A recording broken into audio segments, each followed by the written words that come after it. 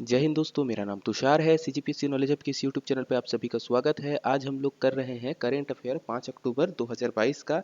इसमें राष्ट्रीय घटनाएं, अंतर्राष्ट्रीय घटनाएं और छत्तीसगढ़ के करेंट अफेयर के बारे में हम लोग बात करेंगे। वीडियो शुरू करें उसके पहले आप सभी को विजयदशमी पर्व की हार्दिक शुभकामनाएं। चलिए हम लोग वीडियो को शुरू करते हैं। तो जैसे हम लोग आज की हमारी पहली खबर की तरफ बढ़ेंगे तो ये पुरस्कार से जुड़ी हुई है। जैसे आप सभी को पता होगा, नोबेल पुरस्कार जो है अब मिलने लगा है, नोबेल पुरस्कार बांट रहे हैं। तो इसके पहले हम लोगों ने कल देखा था चिकित्सा के नोबेल पुरस्कार के बारे में। आज के पेपर में खबर आ रही है साइंस में जो है, भौतिकी में अगर हम लोग बात करेंगे तो भौतिकी के नोबेल पुरस्कार की बात की जा रही है। तो भौतिकी का पुरस्कार 3 लोगों को दिया गया है। फ्रांस के एनएल ऑस्पेक्ट हैं, इसके अलावा अमेरिका के जॉन एफ क्लोजर हैं और ऑस्ट्रिया के एंटन जिलीगर है। इनको जो है संयुक्त विजेता घोषित किया गया, मतलब तीनों को एक साथ संयुक्त तौर पर दिया गया है। किस कारण से दिया गया है? तो क्वांटम साइंस के योगदान में इन तीनों वैज्ञानिकों को नोबेल पुरस्कार मिला है। यदि बात की जाए क्वांटम साइंस की, तो अमेरिका के देखिएगा 79 वर्षीय जॉन एफ क्लोजर ने 5 दशक पहले, मतलब आज से लगभग 50 साल पहले जो है क्वांटम सिद्धांत का प्रयोग करके इसको सिद्ध किया था कि क्वांटम सिद्धांत होता है, जो कॉन्सेप्ट है उसको उन्होंने प्रयोग द्वारा सिद्ध किया था। 75 वर्षीय एलन ऑस्पेक्ट जो है क्वांटम सिद्धांतों में खामियों का पता लगाए थे और उन्हें दूर करने में सफलता प्राप्त की थी। वहीं यदि बात करेंगे एटन जिलीगर की, तो उन्होंने क्वांटम टेलीपोर्टेशन की अवधारणा दी। ये तीन सिद्धांत, क्वांटम से रिलेटेड तीन साइंटिस्ट हैं जिनकी अलग अलग रिसर्च है। इनके हिसाब से इनको जो है नोबेल पुरस्कार दिया गया है। इनके हिसाब से ये क्या बता रहे हैं, आज इसी की मदद से सैकड़ों मीलों दूर किसी डाटा का भेजना संभव हो पाया है। इन तीनों वैज्ञानिकों को शोध का आधार बनाते हुए कंप्यूटर, क्वांटम नेटवर्क और सुरक्षित तरीके से क्वांटम कम्युनिकेशन के क्षेत्र में वैज्ञानिकों ने अनूठी उपलब्धियां प्राप्त। तो जो क्वांटम क्षेत्र है या क्वांटम शब्द आता है, उससे आप लेके चलेंगे पॉइंट तो आपको समझ में आ जाएगा ये तीनों वैज्ञानिकों के बारे में कि क्या क्या इनको सफलता मिली है। और आज की डेट में जो भी हम लोग क्वांटम कंप्यूटर वगैरह की बात करते हैं या फिर क्वांटम नेटवर्क की बात कर लीजिए, क्वांटम कम्युनिकेशन, इन्हीं का हाथ है। इनके लिए जो है आपको क्वांटम साइंस के लिए इनको फिजिक्स का, भौतिक का नोबेल पुरस्कार मिला है। नेक्स्ट यदि खबर के ऊपर हम लोग चलेंगे, इंटरनेशनल लेवल की खबर आती है। उत्तर कोरिया ने जापान की ओर दागी मिसाइल, सियोल ने दिया जवाब, ऐसी हेडलाइन दिखेगी। तो जनरली क्या है, उत्तर कोरिया अपनी बैलिस्टिक मिसाइल का परीक्षण कर रहा है। पिछले 5 दिनों में कई सारी मिसाइलें जो है भेजी हैं, अपनी मारी हैं, और ये जापान के ऊपर से लेके जा रहा है मिसाइल को। जिससे जापान में क्या हो रहा है, जापान में एक तरीके से आपातकाल लग गया है।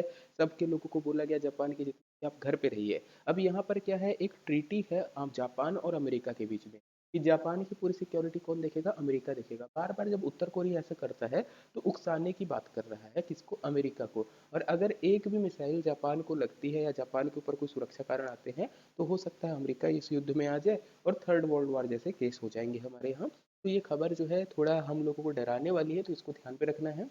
बाकी इंटरनेशनल लेवल पे जो जियो पॉलिटिक्स होता है उसको समझते हुए चलना है। नेक्स्ट खबर आती है हमारे पास जो इंपॉर्टेंट है, चुनावी रेवड़ियों पर चुनावी आयोग का प्रश्न। ये चुनाव आयोग का प्रश्न आप सभी ने देखा होगा।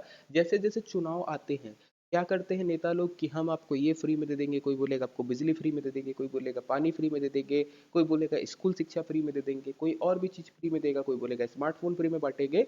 तो अब जो है चुनाव आयोग इसके ऊपर थोड़ा सख्त हो रहा है।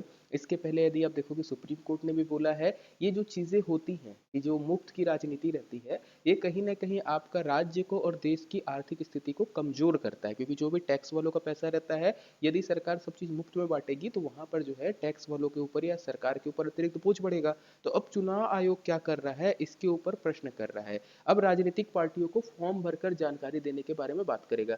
तो क्या चीजें हैं, तो देखिए, निर्वाचन आयोग आचार संहिता में एक प्रपत्र शामिल करने का सुझाव दिया है, जिसमें आपको बताना रहेगा राजनीतिक दलों के वादों की आर्थिक संभावना के बारे में। मतलब आज की डेट पे यदि मान के चलिए कोई बोलता है, जैसे फॉर एन एग्जांपल एक हम लोग पंजाब का केस ले लेते हैं, वहां पर आम आदमी पार्टी ने बोला बहुत बढ़िया से कि हम जो है बिजली फ्री कर देंगे। बट बाद में क्या हुआ, बोलता है कि हम बिजली फ्री नहीं कर पाएंगे क्योंकि हम लोगों को केंद्र सरकार से पैसा नहीं मिल रहा है।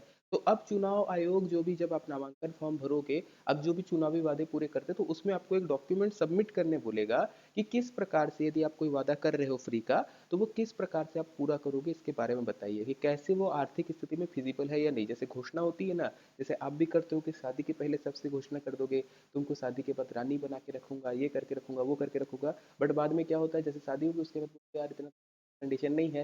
तो जैसे आपको किसी जिससे शादी होने वाली है आपकी, वो पहले पूरा चेक करते हैं कि हाँ इतना कमा लेता है कि नहीं, जितनी बड़ी बड़ी बातें कर रहा है वो सच में फिजिबल है या नहीं है, उसके बाद करते हैं।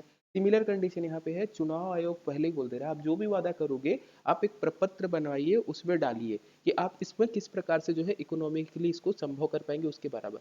इसके अलावा दलों को बताना पड़ेगा कि राजस्व जुटाने के लिए वे क्या उपाय करेंगे। मतलब यदि मान के चलिए आप बोलते हो कि हम जो है जैसे चुनाव में आए सभी महिलाओं को 1,000 रुपये मासिक पेंशन देंगे या मासिक भत्ता देंगे। अब 1,000 रुपये नॉर्मली एक इंसान के सोचने के लिए बहुत बड़ी बात नहीं होती, बट अगर 50% पॉपुलेशन देखें और वो अगर महिला है तो फिर बहुत ज़्यादा हो जाता है। तो ये जो पैसा आने वाला है कि यदि आप कोई भी योजना में लगा रहे हैं, मुफ्त की राजनीति कर रहे हैं, जिस भी तरीके से आप पैसा दे रहे हैं, तो आप बताओ उसके लिए रेवेन्यू कहाँ से आएगा, मतलब पैसे कहाँ से आएंगे आपको ये बताना है। क्या कोई अतिरिक्त टैक्स लगाया जाएगा? अगर आप ऐसी कोई योजना चला रहे हो तो क्या इसके लिए कोई अतिरिक्त टैक्स लगाएंगे और जरूरत पड़ने पर खर्च पर युक्त युक्त बनाएंगे, मतलब टैक्स लगा के आप वो खर्च को जो है वो करेंगे, या क्या जरूरत पड़ने पर कुछ योजनाओं की कटौती की जा सकेगी, तो इसके अलावा खर्च के बदले क्या प्रभाव पड़ेगा, या राजनीतिक दल चुनावी कर्ज लेने का विकल्प जो है सुनेंगे। मतलब जनरली क्या होता है, जैसे छत्तीसगढ़ स्टेट की बात करोगे ना आप, आपको बहुत ज़्यादा देखने को मिलेगा सरकार जो है अपने वादे पूरे करने के लिए, इकोनॉमिक कंडीशन पूरा करने के लिए कर्ज लेते रहती है। हर स्टेट की जो है हर एक राज्य सरकार आपको दिखेगी जीडीपी के परसेंट पे जो है कर्ज लेते रहती है। इससे जो है फ्यूचर में आने वाली सरकारों को थोड़ा नुकसान होता है। बाकी चीज़ें क्या, अगर आप कोई चीज़ कर रहे हो तो क्या ये योजनाओं में आप कोई कटौती कर सकते हो, जैसे आपने बोला कि क्या हम जो है 100 लोगों को या मतलब हर व्यक्ति को 1,000 रुपये मासिक जो है बेरोजगारी भत्ता देंगे, बट क्या आप उसमें कटौती कर सकते हो कंडीशन देखते हुए, ये सारी जानकारी पूछ रहा है। मतलब कंट्रोल करने की कोशिश कर रहा है चुनाव आयोग, ताकि लोग जो है फ्री के वादे में किसी की भी सरकार ना बना दे। ये ध्यान रखिएगा, ये हो सकता है आपको मेंस में लिखने को भी आ जाए या इंटरव्यू में पूछ भी दे, इसके अलावा प्री में भी आने की संभावना रहेगी। चलिए नेक्स्ट आता है 5G। 5G टेक्नोलॉजी से रिलेटेड है। बोल क्या रहा है, 5G इनेबल्ड फोन पर ही 5G सेवा मिलेगी। आज से जो है अगर हम लोग ध्यान से देखेंगे तो आपको खबर में देखने को मिलेगा, जियो फोन, जियो को जो है 5G सेवा 4 शहरों में ट्रायल शुरू हो जाएगा, जिसमें दिल्ली, मुंबई, कलकत्ता और वाराणसी है। यहाँ पर शुरू हो रहा है। दिल्ली, मुंबई, कलकत्ता बड़े शहर हैं। इसके अलावा वाराणसी को पकड़ सकते हो, मोदी जी का वो हो जाएगा, आपका चुनावी क्षेत्र हो जाएगा। यहाँ पर शुरू हो रहा है। अगर आज की डेट में बात करें तो टोटल 60 करोड़ स्मार्टफोन उपभोक्ता है, जिसमें 5 करोड़ फोन ही जो है 5G इनेबल्ड है। ऐसा नहीं है कि अगर आपके पास एक 4G फोन है और आप सोच रहे हो कि आपके शहर में 5G आ गया तो आप 5G चलाओगे, ऐसा नहीं होगा। 5G फ़ोन चलाने के लिए आपको, मतलब 5G सर्विस लेने के लिए आपके पास एक 5G फ़ोन होना चाहिए। आपको क्या पर्टिकुलर जो भी कंपनी है, जैसे आप मान के चलिए जियो वाले हैं, तो वो बता देगा कि आपके शहर में 5G इनेबल हो गया है, आप चाहे तो ले सकते हैं। वेलकम ऑफर वगैरह रहेंगे, मतलब आपके पास ऑफर आएगा। पर्टिकुलरली 5G में बोल रहा है भी कि 1 GB PS, मतलब 1 GB पर सेकेंड की स्पीड आपको देखने को मिलेगी मोबाइल के अंतर्गत, जिसमें जो है आप यूज़ कर सकते हैं। आपको मैसेज आएगा, आपको कुछ नहीं करना है, केवल आपको क्या चाहिए, 5G इनेबल्ड फ़ोन। यदि आपके पास 5G फ़ोन है तो आपका काम बन जाएगा। इसमें यदि बात करें आगे में तो क्या होने वाला है, तो ध्यान रखिएगा, अगले 500 दिनों के अंतर्गत लगभग 25,000 टावर पूरे देश में लगेंगे। 5G आने से जो मेन कॉल ड्रॉप होता है, वो कॉल ड्रॉप की जो है आपको मुफ्त मिल जाएगी। जैसे आप कहीं पे जाते हैं, नेटवर्क में आपका कॉल कट जाता है, कई बार होता है आवाज़ कटती है, कॉल डिस्कनेक्ट हो जाता है, वो सारी चीज़ से दूर जो है आपको निजात मिलने वाली है। चलिए आगे बढ़ते हैं नेक्स्ट खबर की तरफ। नेक्स्ट खबर क्या आ रही है, दुबई में दशहरे से एक दिन पहला खुला एक हिंदू मंदिर। ये विदेश में हम लोग देखेंगे, इंटरनेशनल लेवल की खबर हो जाएगी। दुबई आप देखेंगे तो मुस्लिम कंट्री है, वहाँ पर एक हिंदू मंदिर खुलना अपने आप में बहुत बड़ी बात होती है। ये सारी चीज़ें क्यों होती है, तो याद रखिएगा सॉफ्ट पॉलिटिक्स बोलते हैं, इसका एक नतीजा आपको देखने को मिलेगा, जिसके तहत क्या है, अपने तरफ की जनता को या सरकारों के बीच में एक प्रकार का क्या कम्युनिकेशन लाइन के आने के लिए रहता है। तो ध्यान रखिएगा, राम मंदिर यहाँ पर खुला हुआ है दुबई शहर में। चलिए नेक्स्ट आते हैं, भारत की खबर है, इंपॉर्टेंट है, बहुत ही ज़्यादा इंपॉर्टेंट हो जाएगी। मध्य प्रदेश में राज्य में पहला राज्य होगा जहाँ पर अब हिंदी में भी होगी MBBS की पढ़ाई। अब देखिएगा, जो भी हायर लेवल आपका एजुकेशन होता है, चाहे इंजीनियरिंग की पढ़ाई बोल दीजिए, चाहे मेडिकल साइंस बोल दीजिए, इन सबको आपको अंग्रेजी माध्यम में ही करना पड़ता है। तो जो बच्चे बेचारे 12वीं तक हिंदी माध्यम पढ़े रहते हैं, उनको थोड़ा सा समझने में या कम्युनिकेट करने में दिक्कत होती है। अब इसी चीज़ के लिए क्या कर रहा है मध्य प्रदेश सरकार, पहली बार एक काम कर रही है कि हिंदी माध्यम में भी अब MBBS की पढ़ाई होगी। इसमें आपको पॉजिटिव साइड और निगेटिव साइड दोनों देखने को मिलेगी, क्योंकि जब आप बात करते हैं टेक्निकल एजुकेशन की या मेडिकल एजुकेशन की, यहाँ पर मैक्सिमम चीज़ें आपको देखने को मिलेगी इंग्लिश में। तो आगे जाके फ्यूचर क्या होगा इसका देखने वाली बात रहेगी। बट एक चीज़ ध्यान रखिएगा, यदि हिंदी माध्यम में पढ़ाई होती है तो जो बचपन से हिंदी में समझते हैं उनके लिए तो बेनिफिट की बात है। आगे देखेंगे कि आगे इनका करियर ऑप्शन में क्या बनता है। तो ये एक छोटी सी खबर है बट इंपॉर्टेंट है। अगर कभी परीक्षा में पूछा कि किस राज्य में अब MBBS की पढ़ाई हिंदी माध्यम में भी शुरू होगी, तो याद रखिएगा मध्य प्रदेश होने वाला है। 16 अक्टूबर को जो है इसकी औपचारिक घोषणा हो जाएगी। चलिए आते हैं अब छत्तीसगढ़ की खबर के बारे में बात करेंगे। तो छत्तीसगढ़ में बोल रहा है कि 21,000 करोड़ का निवेश जो है होने वाला है। औद्योगिक नीति के बारे में बात करेंगे तो 2019 से 24 जो हमारी चल रही है, जो छत्तीसगढ़ सरकार आने के बाद हुआ है, तो इसने तस्वीर बदली है, ये इंपॉर्टेंट रहेगा। राज्य में 21,000 करोड़ का निवेश हो रहा है 2019-24, ये हमारी औद्योगिक नीति है। कई बार पूछ देता है राज्य में औद्योगिक नीति कौन सी चल रही है, सौर ऊर्जा कौन सी नीति चल रही है, तो ये सारी चीजें ध्यान में रखने वाली है। अब इस औद्योगिक नीति में जो अगर बड़ी बड़ी चीजों की बात करेंगे तो 200 फूड पार्क बनाने की स्थापना करने की राज्य सरकार का लक्ष्य था। 112 विकास खंडों में भूमि का चिन्हांकन फूड पार्क के लिए किया गया है। 52 विकास खंडों में भूमि का आधिपत्य उद्योग विभाग को दिया गया है।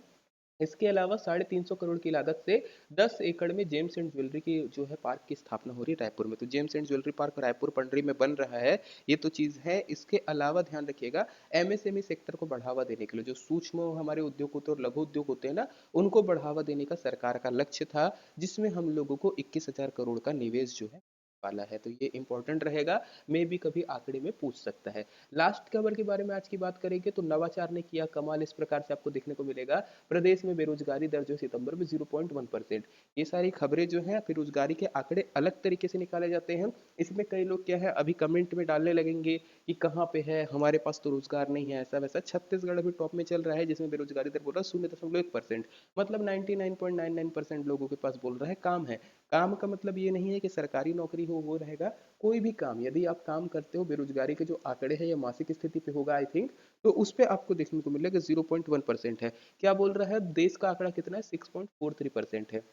इसमें जो छत्तीसगढ़ सरकार बोलती है हमने रोजगार कैसे दिए, उसमें क्या बोलती है कि सुराजी गांव योजना है, इसके अलावा नरवा गरवा घुरुआ बारी है, इसके अलावा गोधन न्याय योजना है। इन सब से जो है आपको देखने को मिलेगा योजनाओं का, जिससे लोगों को लाभ मिला। इनडायरेक्टली सरकार बता रही है कि हम लोगों ने गोबर बेचकर करके या गोबर खरीदवा कर भी उसको रोजगार में गिन रहे हैं, और इसके अतिरिक्त और भी जो काम है लोकल जो आप करते हो उसको गिनते हुए बोल रही है कि सरकार में बेरोजगारी दर इतनी है। बाकी यदि सच्चाई की बात करेंगे और बोलेंगे कि सरकार में मतलब बेरोजगारी दर कितनी है, तो जब भी कोई गवर्नमेंट एग्जाम का फॉर्म भराता है, वो फॉर्म की संख्या के हिसाब से आप लगा लीजिए बेरोजगारी दर कितनी है। तो नॉर्मली समझिएगा, बेरोजगारी के आंकड़े जो जारी करे जाते हैं वो अलग प्रकार से है, हम लोग जिस प्रकार से सोचते हैं वो अलग प्रकार से। इसमें जब तक कॉन्फ्लिक्शन रहेगा, आपको कुछ आंकड़े इसी प्रकार के देखने को मिलेंगे। तो आज के लिए पेपर में इतनी इंपॉर्टेंट खबरें थी, इतने आपको ध्यान रखनी है। बाकी हमारा जो है टेस्ट सीरीज शुरू है, आप टेस्ट दे सकते हैं अलग अलग प्रकार से, सारे टेस्ट का शेड्यूल है, आप बैच में ज्वाइन कर सकते हैं। इसके अलावा वीडियो का पीडीएफ अगर आप लोगों को चाहिए रहता है तो वो टेस्ट सीरीज और पीडीएफ वाले बैच में मिल जाता है, जिसमें हम लोग एमसीक्यू का पीडीएफ जो भी हमारे यूट्यूब का आता है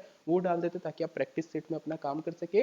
बाकी मैथ रीजनिंग के हमारे पास कोर्स उपलब्ध है, 80 से ऊपर वीडियो है, जिसमें सीजीपीएससी सीजीव्यापम। हॉस्टल वार्डन की बात कर लीजिए, टीचर का एग्जाम जो होने वाला है वो हो गया। इसके अतिरिक्त जो भी एग्जाम सब इंस्पेक्टर के, उन सब का जो है हम लोगों ने कोर्स कवर अप करके रखा हुआ है इसमें, वहां से आप सीख सकते थे। तो इतना था आज की वीडियो के लिए, धन्यवाद, जय हिंद।